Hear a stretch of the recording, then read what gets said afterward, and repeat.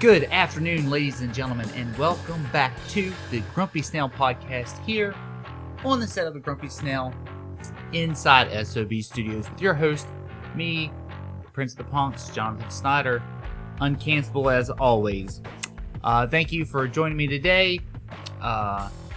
Remember, before we get started with the great goodness that is what's going on in the world, make sure if you like this video that you click that like button, and if you like these videos, make sure that you subscribe.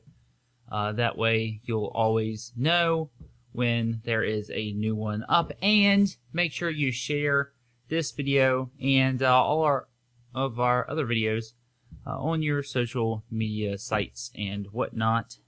Let everybody know that you like this content, and that maybe they'll like this content as well. Alright, so getting into the cluster that is this past week. We spoke last week a little bit about BLM and the fact that it's a total grift and nonsense organization. They support the Cuba government regime that's completely destroying that country and causing all these protests and whatnot. So I came across Ami Horowitz, who did recently just did a video about BLM, and so here's a little intro for that. Black Lives Matter evolved to become the largest single movement in the history of the United States. Its popularity soared after the shooting of Michael Brown, who assaulted and robbed a minority store owner and was subsequently shot by a white police officer. The claim was made that his hands were up, leading to the Hands Up, Don't Shoot crusade and the ensuing sacking of the town of Ferguson. Burn that down. But black eyewitnesses, black grand jury members, and Barack Obama's Department of Justice destroyed the false narrative of Hands Up, Don't Shoot. In fact, it found the opposite. Michael Brown attacked Officer Darren Wilson and attempted to take his weapon. Yet this durable lie continues to exist. Black Lives Matter used this incident to catapult the organization into the national dialogue.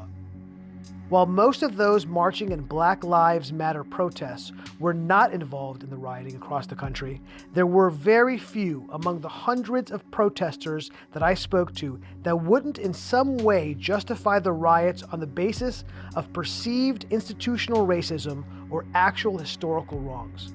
For this video, I spoke with people in the Black Lives Matter leadership and hundreds of BLM supporters across the country to get a sense of their values and thoughts on the direction of our nation.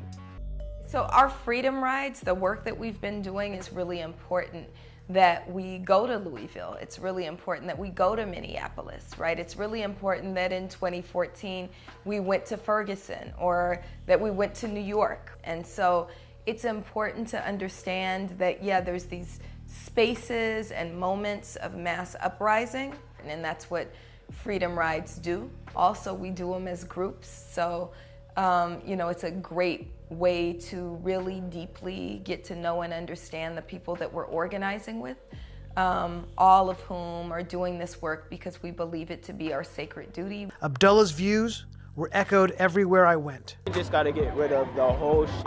Start up from Burn the whole shit down. Yeah. If there is no change, there might be a lot more destroying until there is. Riot's the voice of the unheard. But I think some destruction and looting kind of sends a message to people, and breaking their is justified. So when we take it back or we burn it down, yeah, we getting back what's ours. You won't give it up? Okay, you ain't having it no more. This country was built on violence, and when people had enough of the violence that y'all have against us and we give it back to y'all, y'all wouldn't be mad. Do we need violence as a tool? Yes. Yes. You gotta have violence. There's 4 levels of protest. Looting and rioting is part of being protesting. So yes, I do agree that it needs to be there. While filming the riots in Minneapolis, one of the protesters attacked an older gentleman who was defending his home with rocks and a stick.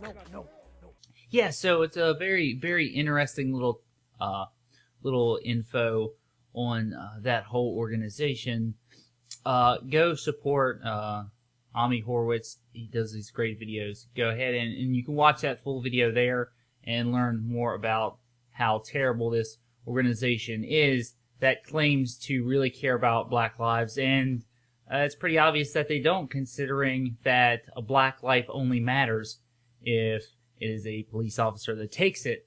They care not of the increasingly large number of children that their events and pressure are causing to get murdered in these cities. So, I mean, it's obvious they don't care. It's all about money and power is all it is. And so I don't know why people continue to support this organization. It's disgusting what these people do. And it's important that information like what is in Ami's video gets out so that people know what this organization actually does, as opposed to caring about black lives. Another event that happened, it actually happened last weekend, that took place, these mass protests that are popping up all over the world. This one here is taking place in France.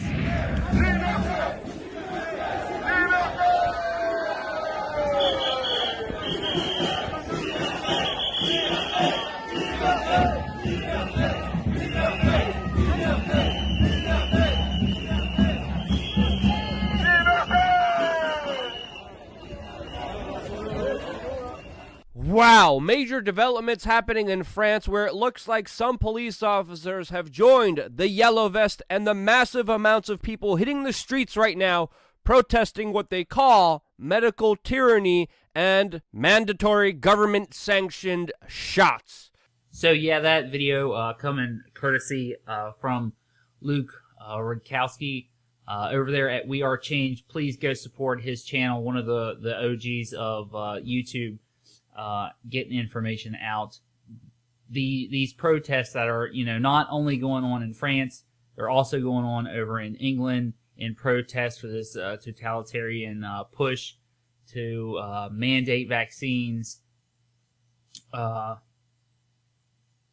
And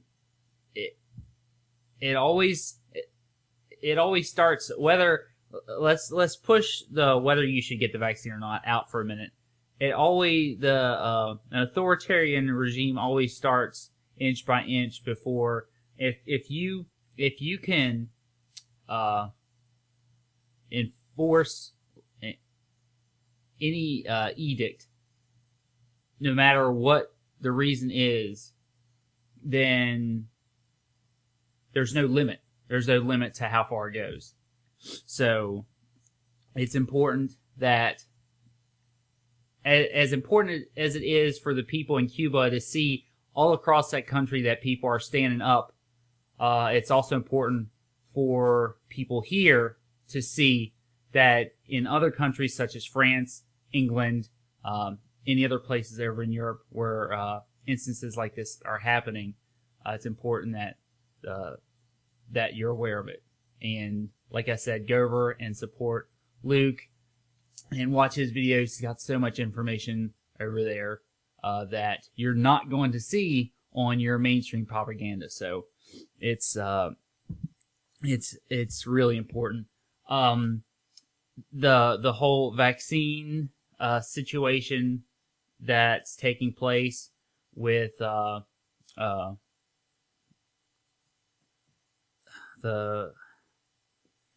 we had the President of the United States, Joe Biden, come out and blame Facebook for killing people. This is what he said. COVID misinformation.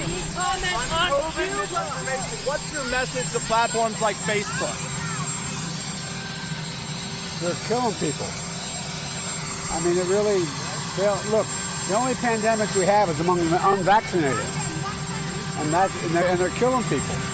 Now, of course, it didn't take long. It did not take long before he also came out and had to refute what he said.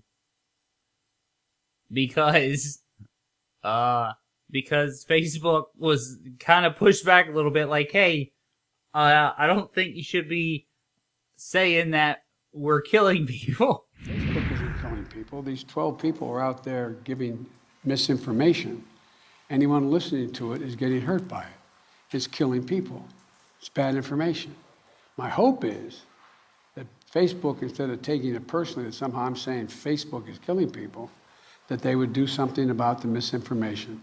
So yeah, there's this article or this list of people, a special list of people that are out there spreading misinformation. Now, did they tell us who the people are on this list? No, they didn't tell us who the people are on this list. But got some sneaky suspicions, considering that NPR came out and did this whole big monstrous hit piece on people such as Ben Shapiro over at the Daily Wire, which didn't make sense to me, considering he's been pushing these vaccines since the beginning. He thinks they're amazing, that you should go get these vaccines, and I think that the government regime is out there just lying. And I mean, that if anybody is pushing medical misinformation, it would be these two.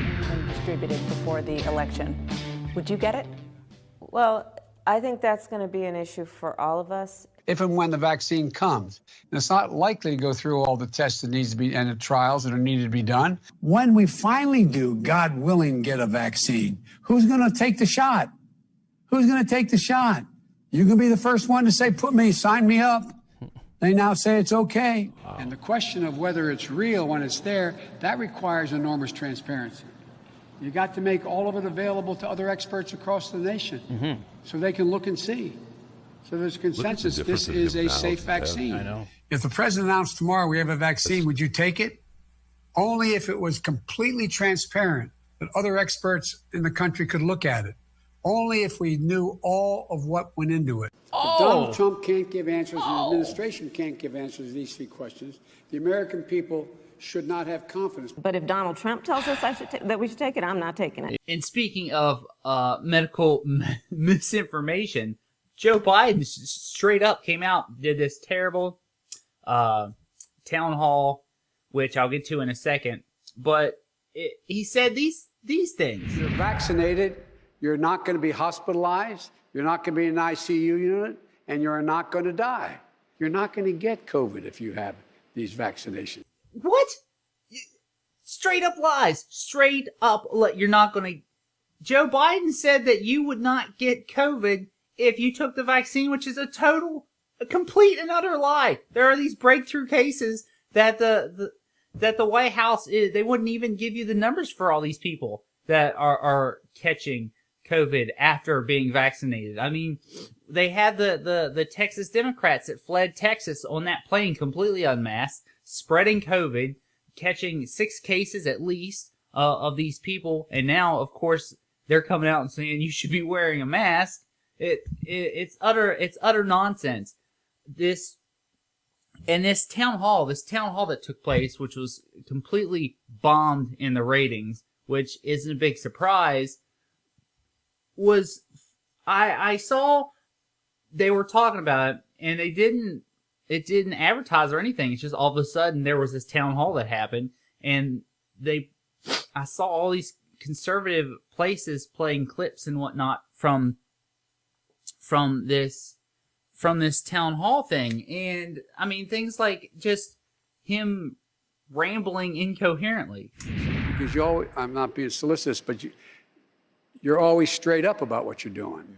And the question is whether or not we should be in a position where you are. Why can't the experts say we know that this virus is in fact it's going to be, or excuse me, we know why all the drugs approved are not temporarily approved but permanently approved. Yeah. That's underway too. I expect that to occur quickly.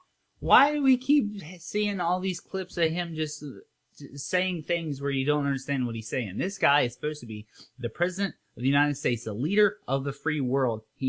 This is plastered all over the world, and he goes on here and I sat down and because I wanted to get some of this stuff together, and I sat down to watch this town hall, and the amount of lies and nonsense that was coming out of this man's mouth, it was like sitting down and watching a Trump speech where he just stands there and constantly just lies and tells you things that aren't true. It's one after the other, and it wasn't the type of lie where it's just bragging about himself and just saying like things that aren't true, like the size of his crowds or whatnot. It's things that are factual, that are supposed to be factually true, that aren't. Okay, whether it be the vaccines, and other things such as the way and I'll get to these clips, the way the rest of the world sees us, the worries about inflation, how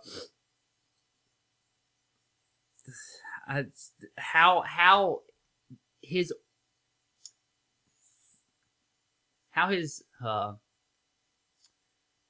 whole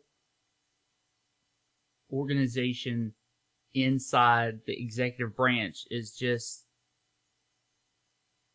trying to control everything. It's an utter mess. It's just, I cannot contain the anger from all the gaslighting that is being done every time that he walks out and says things like how he claims he's bringing the country together. Do you feel like he is bringing the country together? Do you feel like that the country is closer now in the past 6 months that he has been in office than it was when Trump was in office? Do you feel that way? Do you think we're moving in that direction? So he's out there while rambling incoherently, saying things that nobody understands. In the times that he is saying things that you understand, he is telling lies. Moody's today, when a Wall Street firm, not some liberal think tank, said if we pass the other two things I'm trying to get done, we will in fact reduce inflation. Reduce inflation. Reduce inflation. This is like one sentence. In one sentence, that's not what the Moody's report said. That's not, it didn't say that it's going to reduce inflation, reduce inflation, reduce inflation. Do you think that if you just repeat something over and over and over and over and over and over and over and over and over and over and over again, that makes it true? Because it's not how it works. And constantly saying, I'm not joking, I'm not being facetious, seriously, this is not a joke.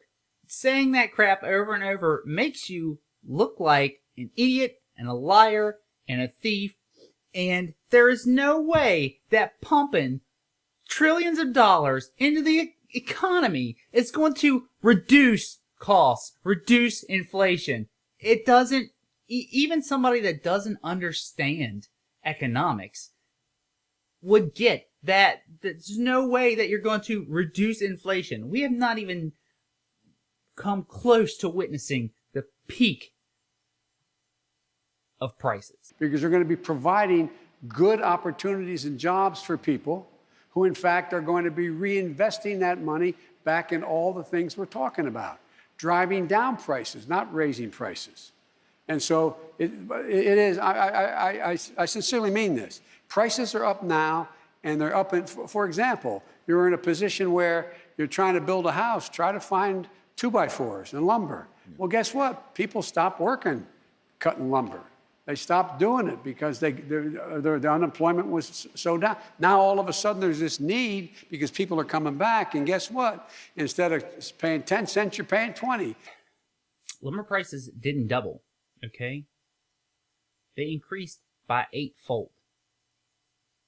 This isn't small potatoes we're talking about, okay?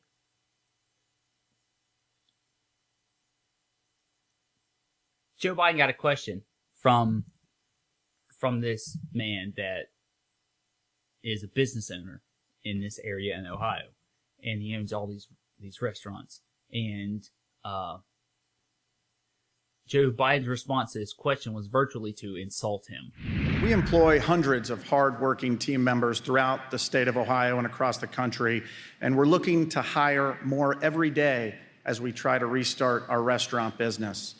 The entire industry, amongst other industries, continue to struggle to find employees. How do you and the Biden administration plan to incentivize those that haven't returned to work yet? Hiring is our top priority right now. Well, two things. One, if you notice, we kept you open. We spent billions of dollars to make sure restaurants could stay open. You did not keep these small businesses open, Joe. You closed the small businesses. You closed all the small businesses. You put like 40% out of business, ones that aren't coming back, just so you could funnel more money from all these hardworking middle-class people to these big, rich billionaires, the ones that own Walmart, own Amazon, and just completely are a whole entire part of your oligarchical, totalitarian regime. And a lot of people who worked as waiters and waitresses decided that they don't want to do that anymore because there's other opportunities at higher wages, because there's a lot of openings now in jobs. And people are beginning to move.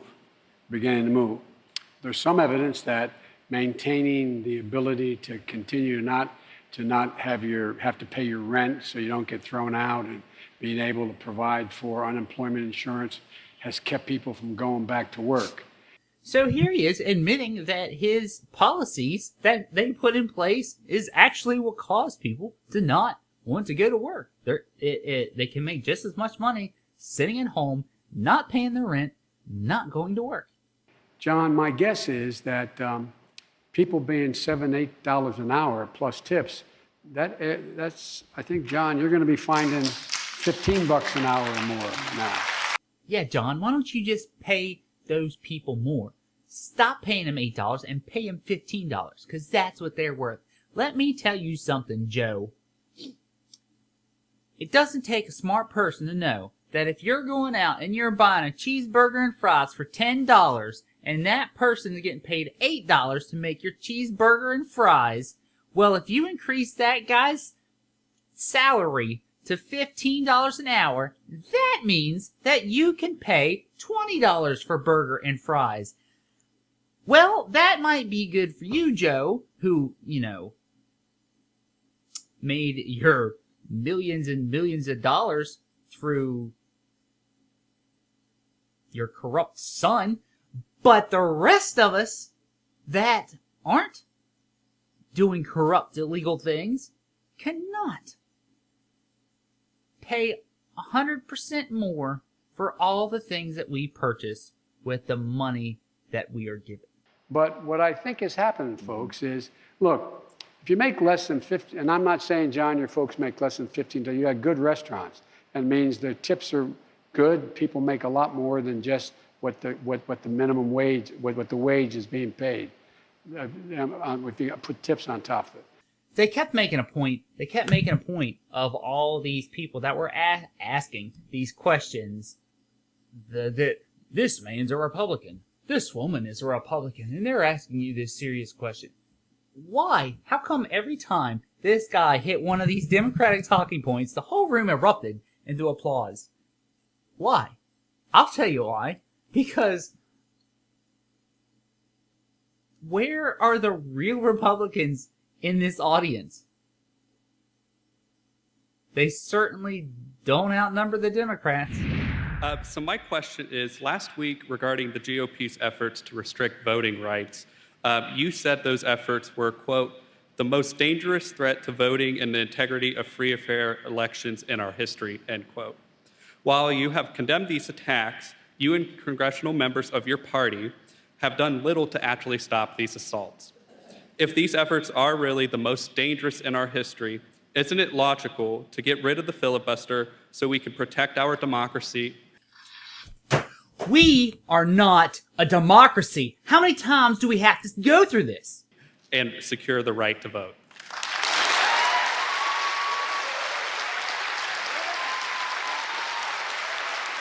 Yeah, why don't you get rid of the filibuster? That way, when Republicans take back over the government, in 2022, they can just ram through everything that they want. That is a smart decision. And I don't want the debate to only be about whether or not we have a filibuster or exceptions to the filibuster or going back to the way the filibuster had to be used before. But isn't that the only way you're going to get it done right now? No, I don't believe that. I think we can get it done. If you agree with the former president, he is called your as you call him, your old boss, that it's a relic of Jim Crow. It is. If it's a relic of Jim Crow, it's been used to fight against civil rights legislation historically. Why protect it? There's no reason to protect it other than you're going to throw the entire Congress into chaos and nothing will get done. All right. Nothing at all will get done. Yeah. And there's a lot at stake. The most important one is the right to vote. The whole entire thing was just Biden hitting the Democratic talking points. We learned nothing new. We're not getting anywhere. And it's all farce. And then he goes on and talks about how the rest of the world they're concerned, they're wondering, America, what is going on? The rest of the world's wondering about us. Those of you who travel abroad, not a joke. Not a joke.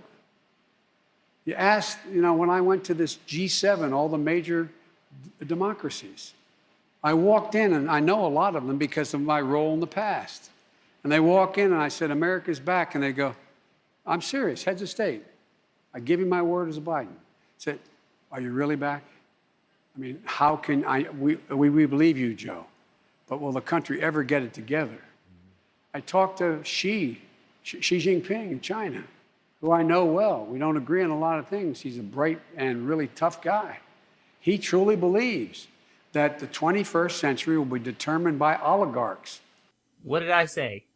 Will be determined by oligarchs. Yeah, because we're living in one. I'm not a joke.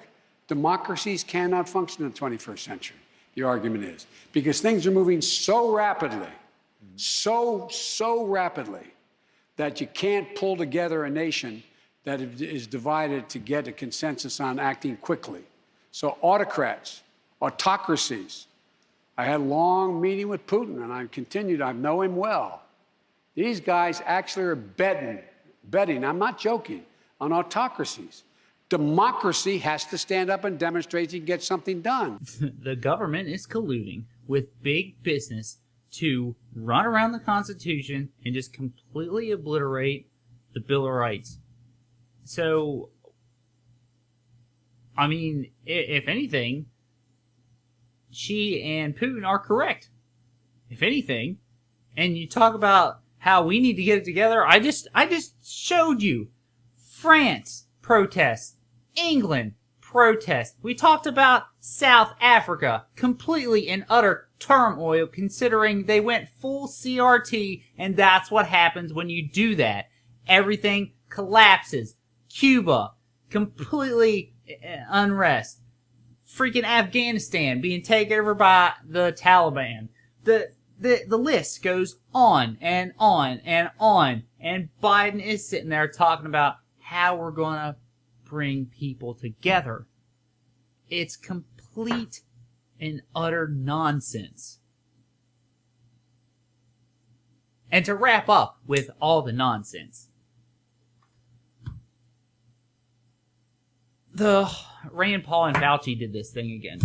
Senator Paul, I have never lied before the Congress, and I do not retract that statement. This paper that you are referring to was judged by qualified staff up and down the chain as not being gain of function.